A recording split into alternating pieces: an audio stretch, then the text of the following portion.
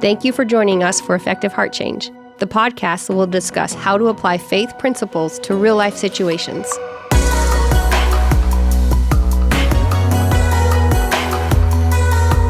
This is Effective Heart Change. And now, your co-host, Matthew. Hi, and thank you for joining us at Effective Heart Change. I'm here again with David A. Case, and today we're going to be talking about something that a lot of people have dealt with in their life. David, today we're going to be discussing fear. But before we get to that, I wanted to find out, and I'm sure our listeners want to know, how did you get started with all of these transforming responses and these different topics? It actually all started with the Sermon on the Mount and the Beatitudes. And what's interesting, in the Beatitudes, you have a statement and then you have an outcome. It starts off with, "Blessed are the poor in spirit, for theirs is the kingdom of heaven." And that one, to me, it's kind of crazy because it's present tense. But all of the others are future tense. The next one is, "Blessed are those who mourn, for they shall be comforted." So I'm looking at this and I'm going, okay, when you have these kinds of responses, you have, according to the scriptures, you have guaranteed outcomes. I mean, that's really what the descriptions are. Blessed are the meek, for they shall inherit the earth. I began to meditate, what would meekness have to do with inheriting the earth? Those two don't seem like they even interact with each other at all. So I began to meditate on all of those statements, the 7 basic statements, or 8 if you go into blessed are those who are persecuted. But the 7 basic statements of blessed are these people, for they shall get these outcomes. As I was meditating on that, I'm saying, okay, what drives this whole thing? And that brings us to this particular one. Blessed are those who mourn, for they shall be comforted. When you're looking at blessed are those who mourn, for they shall be comforted, what are you even looking at?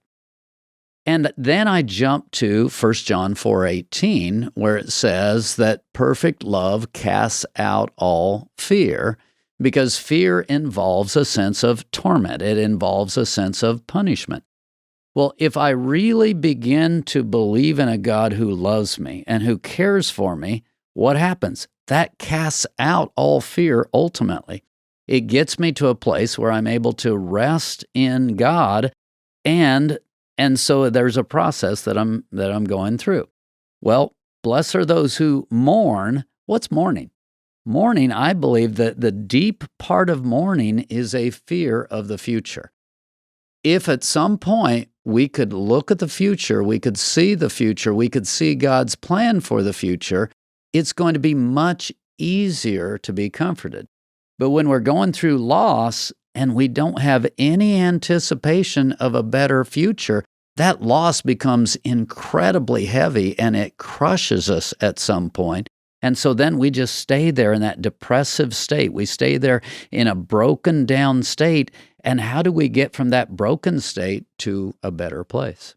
I'm glad you kind of wrapped that up there, because I was wondering, how do we go from mourning? Because I'm thinking someone has passed on, something horrible has happened. How do we get from that to fear? I've never thought about mourning as that fear of the future, but that makes sense why it's very difficult to deal with loss. It's fear of the future. It's fear of future pain. And if you really want to think about fear, what is fear? Fear is an anticipation of future pain. And so once I become wrapped around that, then I get the fear responses, which are just pretty much basic to a human being, which would be flight. I'm going to try to run, which would be fight. You know what? I am not having this happen. I'm going to get after it, take off, etc. Or you could go with the third one, which is freeze, where you're in this frozen state and you don't know what to do and you don't know how to do. And if you think about the grieving process, what happens in the grieving process? Ultimately, for it to work well, I've got to move from a place of my current situation to where I'm beginning to look to the future. And that's a process of letting go of the past and beginning to embrace the future. Well, look at that. Fear is what? Fear is vision. And fear is negative vision. I've just had a bad thing happen to me, so I'm in mourning. It's hard for me to turn that mourning into faith. And so when I'm in a negative zone and I'm not able to turn it into faith, what does it slide into? Fear. Fear and faith are what? They're both vision. They're both vision for the future. Faith visualizes good stuff. Fear, on the other hand, visualizes bad stuff, negative outcomes. I'm not able to get there. Now, there's one more piece that I want to talk about with mourning that's kind of interesting. As I thought about this whole thing, why would God say, "Blessed are those who mourn, for they shall be comforted"? Where do you see mourning throughout the Old Testament? I saw a lot of sackcloth and ashes being put on. Exactly. You're on it. You did well. And the sackcloth and ashes was what? It was a display where they were mourning over the sins of the people. So now you've got the prophets who are mourning over the sins of the people. You want to talk about creating good outcomes. When we begin to humble ourselves and walk with God and obey God, that's the ultimate condition for creating a better future, for creating good outcomes. So mourning ends up being tied to being comforted. When the prophets are out there, they're seeing sin. Notice the word that I just said. They're seeing. Fear gets tied into with vision. Part of mourning, coming out of mourning, is developing quality vision, developing right vision. When the prophets are seeing the sin, helping the people to own that sin and confess that sin, blessed are those who mourn, for they shall be comforted. So when I'm able to start seeing life from a right perspective, from God's perspective, it moves me from this broken fear base where I'm looking forward saying, God's an ugly God who doesn't care about me and allowed all of this awful stuff to come into my life. I move from that point to a point of being able to look to the future and have faith. So do you think that there are certain people that deal more with fear mainly because they've gone through more bad things?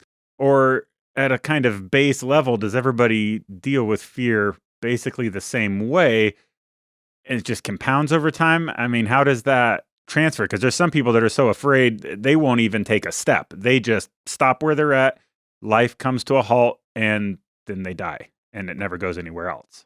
One of the one-liners I use a lot is, your greatest strength will be your greatest weakness. Now, first of all, everybody deals with fear. It's a part of life. You can't live without faith. You can't live without vision, which means that you, to some extent, unless you're perfectly trusting God, you can't live without fear.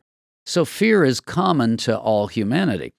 But because fear is basically in the imagination vision zone, I'm looking forward. I'm thinking through. I'm able to visualize and imagine and think through stuff. People who have strong imagination capability, guess what? Their chances of getting caught in this area are many, many times greater than the person who's just very concrete, living in the day-to-day, living in the here and now, and their whole value system, their whole life is about, let's just get this job done. Well, what about tomorrow? What do you mean, what about tomorrow? Let's get this job done. Well, what about a week from now? What do you mean about a week from now? Let's just get this job done.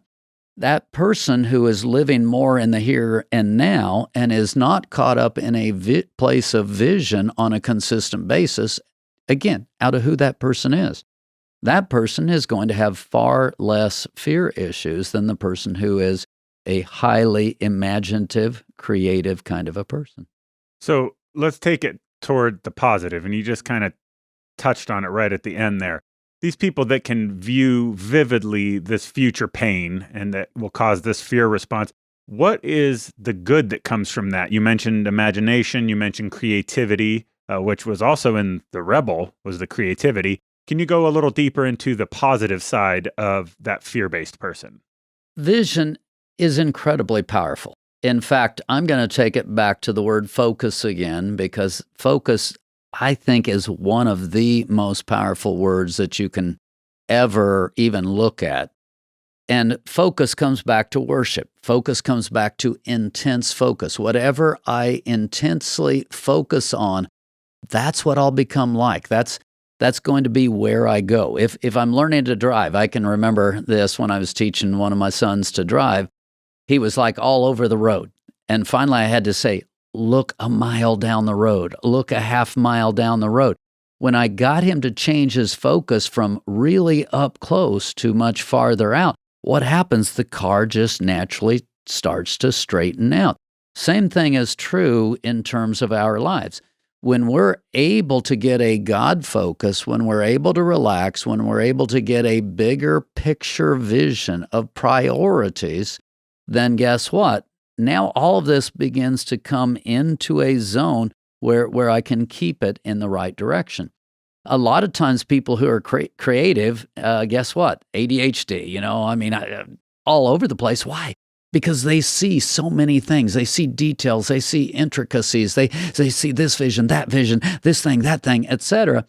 Somewhere in there, they've kind of got to get this pulled back together to where they have more of a single focus. And of course, the ultimate single focus is God. But beyond that, the single focus comes back to knowing who they are in Christ. Everybody has a purpose. Everybody has a reason why they were created. When they're able to settle into that purpose, into that focus, now I'm able to give some direction to that vision, and I'm able to start putting fences around it. See, if the rebel doesn't have any fences, what? I'm going to do what I'm going to do, and you're not going to tell me what to do. Same thing. If the fear-based person doesn't have any fences, if they don't have the fences of the will of God, and this is what God has called me to do, and keeping some direction to that thing, some long-term direction, then it starts to scatter every direction under the sun. And when that scattered focus kicks in, it is trouble. This will be a good time for some vulnerability from me, because as you were talking about ADHD and you're looking at this thing and the detail here and that there, I started thinking about in the way that I have lived before, and it's always been very easy for me to pick out something and say, oh, okay, this is awesome, and start on it. But then the long-term focus, and then, oh, this is great, and I go to this, and it would keep jumping around, and of course a little hyper as well. But what I've noticed is since I have been walking with the Lord, trying more so to let Him help me through each things, it's been less of the picking each thing out of the air, and it's been more long-term focus. And that really just came through to me because I never had thought of myself as a fear-based person. But then now that I'm looking back, God has definitely helped me through many areas that, should have been definite failures based on my own view of things. So that's kind of interesting. I'm a vision guy too. And, my staff doesn't like it when I go on vacation or take any time off because they say, when I come back, I'm going to have 5 new visions and try to implement. Very true. Implement them all at one time. And so they're like, no, don't take any time off. I mean, they really aren't, but I'm a vision guy. So if I'm not careful, I end up being scattered too many. Kind of get lost in the weeds. Absolutely. I end up being scattered in too many directions. So one of the most important things that I have done through the years is develop that focus, that, all right, God, what's the one thing? What's the most important thing you've called me to do? And I believe what we're doing here is one of those things. I believe God created me as this thinker, this systems thinker that is working through all of these things. I mean, who wants to think through this kind of stuff in this kind of detail? And when you're out in the weeds, as you would say, it's weeds. And I can remember taking 10 years and 15 years trying to share with people some of this intricate stuff I was thinking about. And I can remember getting the looks and people are like, that's worthless. But somewhere in there, I began to take those systems and I began to apply them to life and life models. And all of a sudden, I'm able to work with addicts and see changes. I'm able to work with people who are in bondage and see changes. Because when you get the system right, when you get this model fine-tuned and it really does line up with Scripture and truth and reality, it can have some incredibly powerful applications. So I've done all of the deep thinking, visioning, creativity, imagination. I do all of that, and sometimes I get out in the weeds. But what I always try to do, and that's what we talk about in Effective Heart Change, I try to bring it back to a practical level, a practical application that lines up with the character of God. When I'm walking in who God is, when I'm walking in who God called me to be, now I've got guardrails. Now I can pull it together, and I've got a focus for my life, and what could be my weakness and send me 100 directions and just utterly destroy me actually ends up being a strength. If you were to ask 100 people, what's your biggest fear? I'm certain that the number one answer, aside from the spiders or clowns or whatever, those are, I'm sure if you asked 100 people what their biggest fear is, you would probably hear back failure as one of the number ones. At least that's always been my biggest fear. How do you react to that? Because it's not even necessarily the feeling of pain, it's just of not measuring up, which I guess is in and of itself pain. How do you respond to that? How do you change that into a good purpose? First of all, I don't know that I agree with you. I don't know that you would get most people answering failure, but we'll just lay that aside and let's talk about that. Failure, I'm going to take it back to the more universal piece, failure as in falling short of the glory of God. If that's what you're talking about, I agree with you totally. Everybody has an internal clock, an internal piece of this is who I'm supposed to be. A lot of times women have the mother thing built into them. And so if I'm not measuring up as a mom, if my kids aren't responding well, whatever that might look like, if that's not happening, then a lot of times there's just like, wow, I really feel like a failure. And so then that becomes a pain base. And that's actually the more important piece. Ultimately, all fear comes out of pain. That's why it's tied back to mourning. So if I'm a mom and I care about being a mom at a very intense level, then the idea of failing as a mother is going to be painful. And so that's where fear of failure actually does work. Where it doesn't work is if I come back, there are people who are vision people, as I said, and so their fear will be in one area. There are people who are rebels and strength is their thing, and so their fear is looking weak, which is kind of interesting. You run into people who are more of that rebel, independent, I'm going to do what I'm going to do.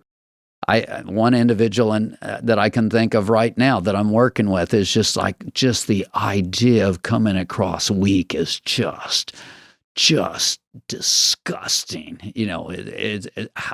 How dare. Now, when you said success or failure, I'm going to flip that. When you said that, what went through my head, and the reason I said I didn't agree to it, that answer comes out of leadership people. When you're called to lead others, the idea of failure in the eyes of others, that wording ends up being very prominent because I've got to be successful. Right. I can't fail. My integrity is so important. I've got to follow this through. I've got to be successful. If I'm not successful, I won't be respected. If I'm not respected, I can't lead. Therefore, not being able to lead, I'm falling short of who God created me to be. There's multiple steps on that ladder when you just said fear of failure, because I immediately went to success. And not everybody is going to have that same response unless you tie it back to who they were created to be, failing in the area they were created to be. I don't want to look weak. I don't want to do badly as a mother. I don't want to. And you start finding those deep internal desires. Now you will find the fear base of every person. So it could be that the most common fear is being afraid of not turning out who you're supposed to be. That could be pretty much the one universal constant, which ties back to we've all fallen short of the glory of God. I believe what Psalm 139 says, that God literally, it sounds backwards, but he made the day for us. He didn't say he made us for the day. He made the day for us. He is so careful to shape us into who he wants to be and to use the times and the seasons to shape us. It's as much the days shaping us as it is us shaping the days. This is everything in the heart of God. Everything in the heart of God is seeing us transformed into his image and becoming that man and woman of God, because someday we're going to be up there with God, and it says, and this sounds crazy to me, but we're going to rule with him. So he has a specific eternal purpose in mind for us, and I believe that eternal purpose is dependent on us becoming who God wants us to be during this life. So God has put this thing in there, and I think every one of us instinctively have some of those internal desires, some of that internal stuff. We know, we don't know it intellectually. We don't necessarily have the ability to put words to it. But there's just this knowing on the inside of, I should be able to talk to this person, and for some reason I can't. Or I should be able to help this person get well, and I can't. Or I should be able to, there's all of these I should be able to's running around inside of us. And when we don't measure up to what we feel deeply on the inside, that is extremely painful. That's the deepest pain you'll ever know. And that pain is basically the generator of fear.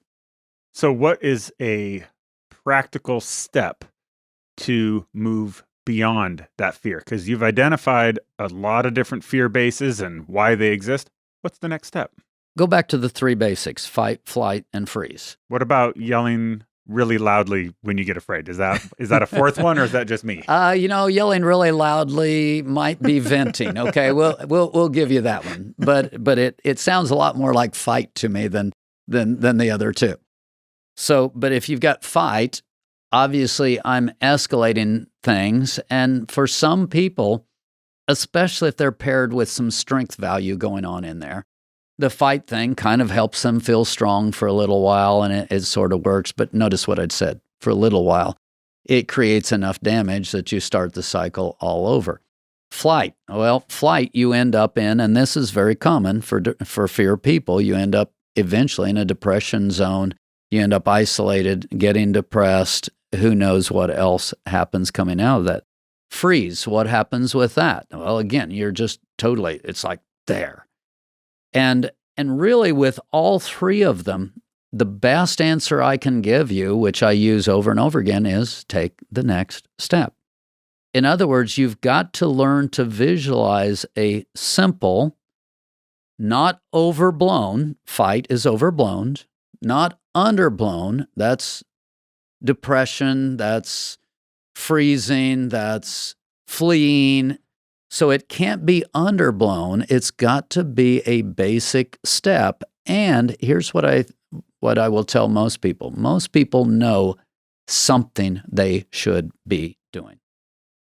And so my answer is just do what you know to do. And they're like, but that's nothing.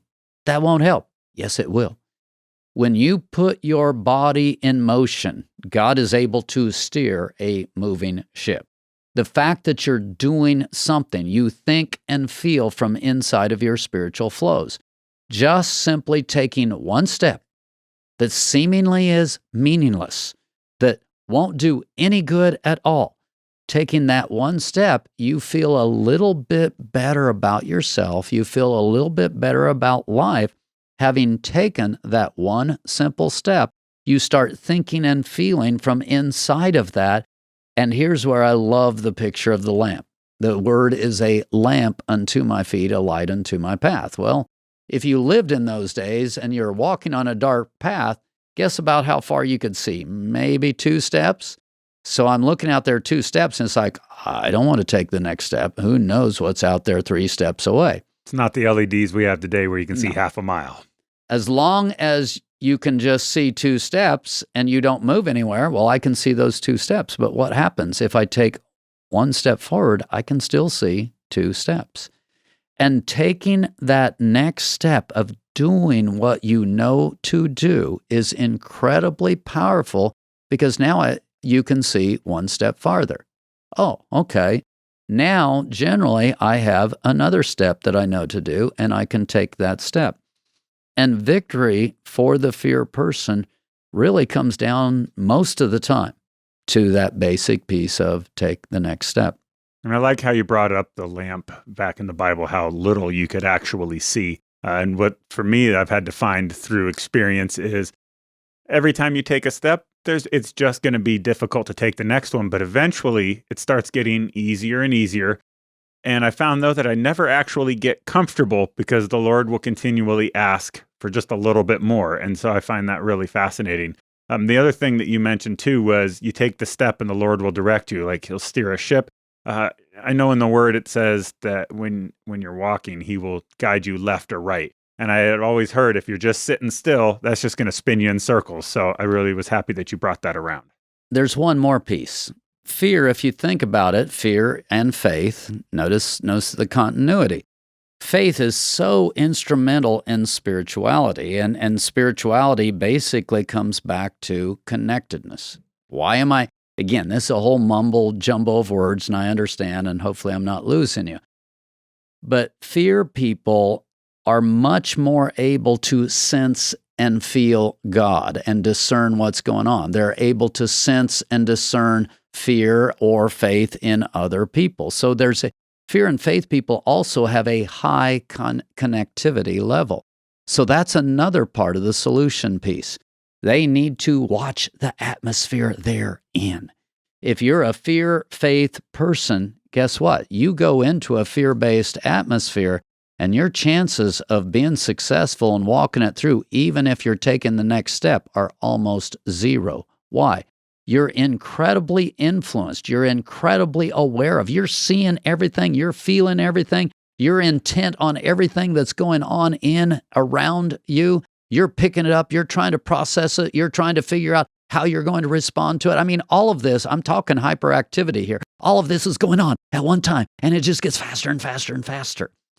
So one of the great solutions for the fear person, you've got to find somebody with skin who actually walks in a place of peace.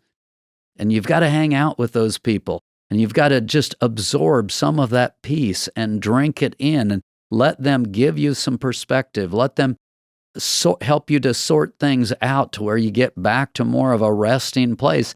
And fear people, more than some of the others, will find that maybe worship music or hanging out with the right people or allowing people to pray over you is incredibly powerful because there's high levels of connectivity. Same thing happens in their walk with God. They also have to really make room, make space. Now, here's what's interesting.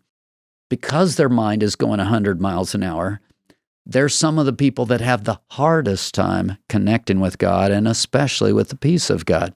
When they try to get quiet, what happened? Everything speeds up. And so when you tell them, get some white space, get some quiet time, get some downtime, they're like, it didn't work for me. I get it. It's the hardest thing for a fear person to do, but it's the most effective thing that a fear person can do. So the first thing you want to do if you're a fear person, I've got 10,000 voices. I want to get it down to 9,998. And then down to 9,995, and maybe you get a sheet of paper and you write down the errant thoughts or whatever. You develop techniques to begin to take those thoughts captive until you're down to 5,000, and then down to 2,000, and then down to 1,000, then down to 500. Somewhere in there, the voices get quieter and quieter to where the fear person is quiet enough they can hear God. Sometimes people only hear God when what I call he shouts. In other words, you're in a great worship service, or you're just at that point where there's an incredible experience with God and around God, and so at that point you can hear the shout of God and you receive peace. For the fear person to get better long term, they've got to be able to hear the whispers of God. And the only way to begin to hear the whispers of God is to quiet the 10,000 voices. And that's done one day at a time, one voice at a time, until you've practiced the presence of Christ and you've walked in this thing at a level to where I'm now able to come into that quiet place, and it's truly a quiet place. Now the connectivity of that fear-based person becomes a huge advantage because they're going to tend to experience the presence of God once they get to that quiet place, that peaceful place. They're going to tend to experience the presence of God at a higher level than most people around them. It doesn't come easy to the fear-based person. They have a harder battle getting there, but once they get there, it's amazing. And so often when I'm dealing with fear-based people, they really struggle getting there. It's just a hard place to go. You mentioned writing down thoughts and things like that. I used to struggle a lot with the million voices going on. It was way more than 10,000. You were a mess, huh? Oh, absolutely. One thing that worked for me that might work for people that are listening was the journaling. And it took a concerted effort over years of journaling regularly, as long as I was able to be able to get to that place of quiet. And then lo and behold, the Lord is a lot easier to hear. That's extremely effective. And again, my guess from who you are, a lot of those voices were kind of a perfectionist, inward focused, don't you fail, type of a voice. And so, wow, I'm fighting with all of these voices, and I'm trying to see better so that I can perform better, so that I can, and it all becomes a jumbled mess after a while. Mm-hmm. And usually just ends up turning into apathy because it's a lot easier to do that than to continually hate on yourself, I guess. I feel like I'm failing. I'm turned inward. I'm hating on myself. Wow, what kind of a life is that? I just might as well give up. I might as well not try. I mean, that's such an incredible picture of how people respond. It's never a simple response. It's almost always, it's like this thing triggers this thing, triggers this thing. I mean, that's what we were talking about when you brought up the word of failure. It's like, well, that's true for you, and it sort of is true for everybody, but almost everybody has this cascading sort of waterfalls where it's hitting this rock and then this rock and then this rock. And sometimes it's hard to find your way through that set of rocks to find out, okay, this is the driver. So if I change this one, the whole picture changes. Well, David, you've definitely given us a lot of information to think about. And to any of you listeners or viewers out there that are dealing with fear, I think David today has shown some very effective tips toward getting that heart change that can help us get through those issues and lower those voices from 10,000 down to just one, which is the Lord's, and that's our ultimate goal. We thank you so much for joining us today here at Effective Heart Change. I'm Matthew, and again, this was your host, David. Thank you so much.